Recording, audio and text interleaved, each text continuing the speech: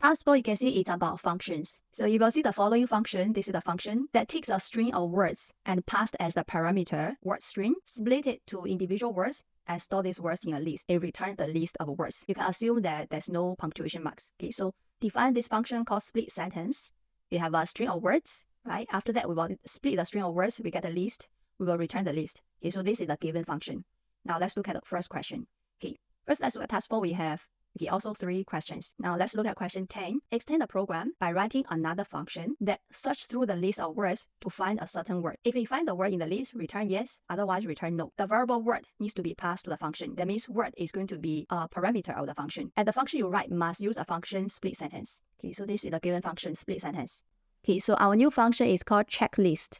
So first, let's put it here. Define checklist. So checklist will search through the list to find if a word is in the list. And remember, we need to pass this word as a parameter. So there will be 2 parameters. One is the word that we are going to search, and the other is the word string.